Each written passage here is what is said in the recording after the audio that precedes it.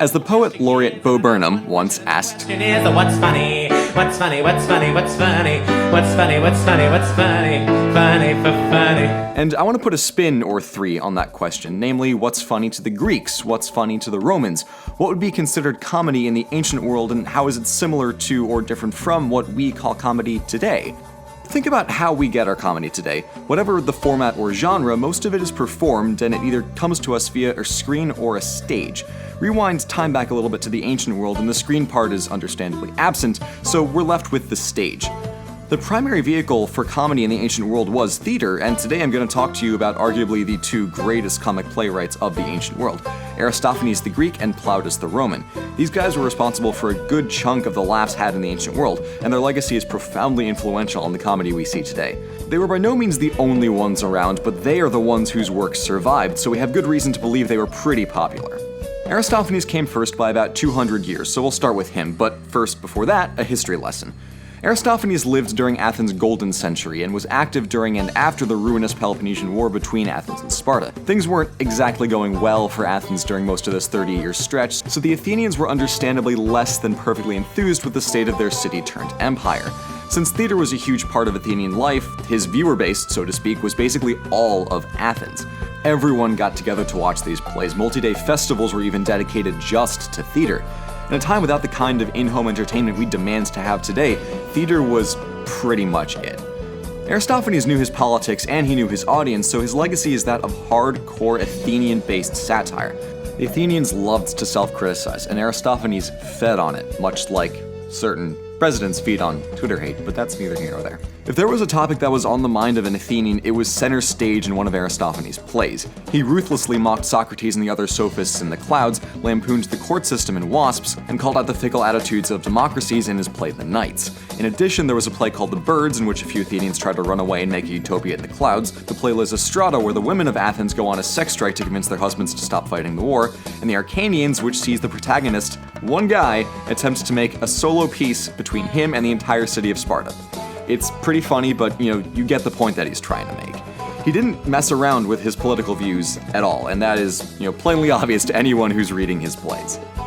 Plainly. His jokes were among the most intellectually hard-hitting we have from history, but that wasn't all Aristophanes did for laughs. See, when literally every last person who lives in Athens comes to see these, not everyone is gonna get the highbrow stuff. That's the difference between tragedy and comedy. Tragedy was lofty and way up above and only appeals to specific handfuls of people. Comedy, by contrast, was for everyone. Nobles and commoners and slaves and kids all saw these plays, so naturally more comedic ammo was necessary to appeal to such a diverse group of people. Cue the fart jokes. And the poop jokes. Yes, and the sex jokes, too. Aristophanes was a master at combining highbrow and lowbrow humor into a package that anyone in the ancient world could find something to laugh about. And hopefully think about, too. Hopefully that's the point. He lures you in with the laughs and then hits you with the satire. That's how it works. The closest comparison that you will ever see between Aristophanes and our modern world is South Park. No other show can combine such piercing, biting satire with the absolute most base bodily humor imaginable. It goes way up high and does some pretty in-depth criticism of society, and then drops way down low with Jew jokes, fart jokes, poop jokes, and all that jazz. They really run the gambit on that one. But beyond South Park, so much of the comedy we have today that's derived from satire is owed in large part to the accomplishments of Aristophanes and other early Greek satirists. But Greece can only be in the limelight for so long as, history works, and after our buddy Alexander the Passable stomped through Persia, the focus of, the world shifts to Rome, who, after one short century and some change, had defeated the Carthaginians in the Second Punic War and feels pretty much on top of the world at this point. The turn of the 2nd century BC was a good time to be a Roman. Just bottom line, you won a big war, everything's going well, good times all around. Rome's territorial holdings after the war were decently sizable, so theater troops had some opportunity to go around the Republic and perform for new people in new cities and towns all the time. But this carries with it a key problem that ended up definitively shaping the course of not only Roman comedy, but all comedy. You see, when you are performing for places outside of the one city of Rome, satire about Rome doesn't get all that many laughs. There'll be one guy in the back of the audience ha! That's a good one. But the rest of the audience is going to be dead silent. So you need to adapt the subject matter a little bit. In Aristophanes' day and in the context of the Greek polis civilization, when people don't have much reason to leave their native city for fear of being horrendously murderized, you're performing in one place with jokes about that place. Roman comic playwrights didn't have that luxury. Instead, they have to draw on something everyone is familiar with, and they set their comedies in the place where everyone lives: the household. In Roman times, the only widespread comedy was domestic comedy. This necessity for change resulted in a pervasive and complete reinvention of the comedic genre from the time of Aristophanes. Comedy needed to be relatable, and the Romans, and in particular the famous playwright Plautus, did that through the use of stock characters and stock plots. Roman comedy employed all sorts of easily recognizable tropes. Every character in a Roman play fit into at least one basic character archetype. There's the clever slave, often the hero of the story, working in service of a young love-struck noble who pines after an equally love-struck maiden. The moral of all Roman plays is that true love has to win the day, so no matter what happens, that couple is getting together. The clever slave is often the one who conspires with the young nobleman to unite the lovers, but usually there are a few obstacles in the way that allow for some, comedic shenanigans. Sometimes it's a swaggering braggart soldier who claims the woman for himself, sometimes it's an angry and crotchety old man who needs to loosen up a bit, and sometimes it's a pimp who needs to be shown that he's just an awful person. But to topple these main obstacles, there's usually a less antagonizing but equally problematic middleman who the clever slave needs to trick. Moneylender characters get swindled out of their money, idiot slaves get either strategically lured away from their duties or coaxed into doing something to help the clever slave, and the kind old man character can also be made to help out. Several plot elements are juggled around during the play, and at the conclusion, everything comes hilariously crashing into each other.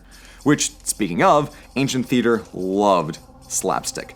Looking at the structure, it's not hard to see how pretty much every Roman comedy has more or less the same basic plot. It's always the gentle twists to the formula and the new and exciting situations specifically the characters have to weasel their way out of that make Romans love watching these comedies again and again. It's not some big plot twist you're waiting for, you just want to see what happens this time. Everyone wants to know what that fourth wall breaking clever slave comes up with to save the day this time, and how the big and powerful obstacles in the way of true love are hilariously toppled. A huge, huge theme in Roman comedy is the inversion of social roles. The main character is a slave. It's about as inverted as you can get. The antagonists are, by contrast, often the rich. Roman comedy loves flipping the social order in favor of those who are good rather than those who are grand, so to speak. It's almost, Nietzschean if you think about it. And this is fine in the context of the play, but this stuff would never fly in real life. If slaves were actually clever enough to trick their masters, they'd probably get some variety of beaten or killed. This makes for a touchy subject. Aside from the jokes, the audience can come away with some difficult questions about how social rules are either broken or further enforced. The point isn't to give a definitive answer, but to problematize the question. The cast of these shows were made up of lower-class people, and often slaves too. So even though Plautus wasn't satirizing like Aristophanes was, that doesn't mean he isn't making political statements. With all this in mind, it might not be hard to see why it was this type of comedy that prospered in the Roman world. Everyone needs to get the joke, so everyone needs to feel familiar with the setup. Even today, think of how many TV comedies are set in situations anyone can conceivably be in. Just to name a tiny amount. Friends, How I Met Your Mother, and Modern Family are all just about hanging out with your favorite people. That's the conceit of the show. It's just a group of people who like to hang out. Then there are shows like The Office, Parks and Rec, and hell, even Archer are all fundamentally comedies about a workplace.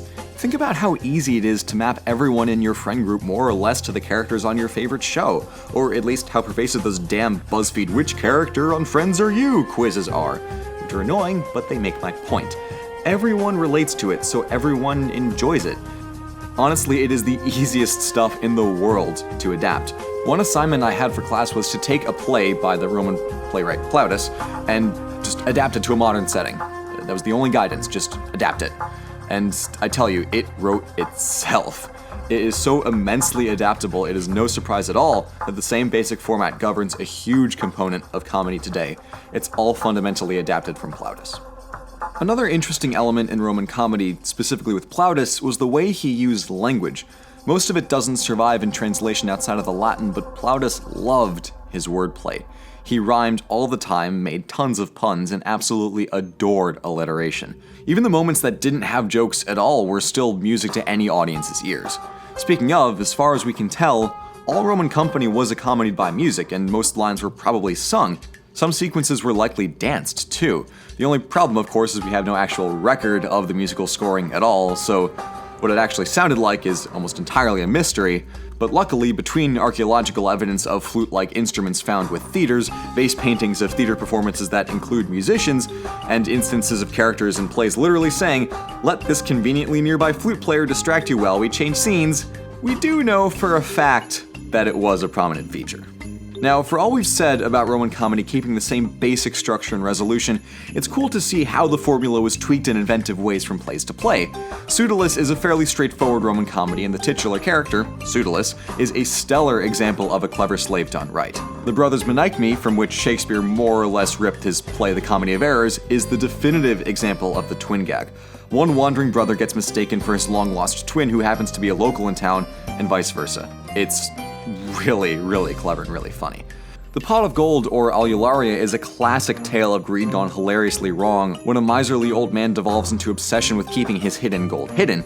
Needless to say, it gets ganked and everything falls apart, but it's hilarious. This play was revised later on in the French theater tradition by Molière under the name The Miser. With all this said, it may be apparent that Roman comedies were pretty much 50% hijinks by mass. But they were good hijinks, damn it. Damn good hijinks. If any of this sounds even slightly interesting to you, I highly recommend you do one simple thing. Watch the movie A Funny Thing Happened on the Way to the Forum. Just that's it. Just watch the one movie. It's all the elements of classic Roman comedy balled up into one hilarious package. It's an hour and a half of quintessentially Roman humor. If you're watching this channel, then I suspect you will like it because it honestly has something for everyone.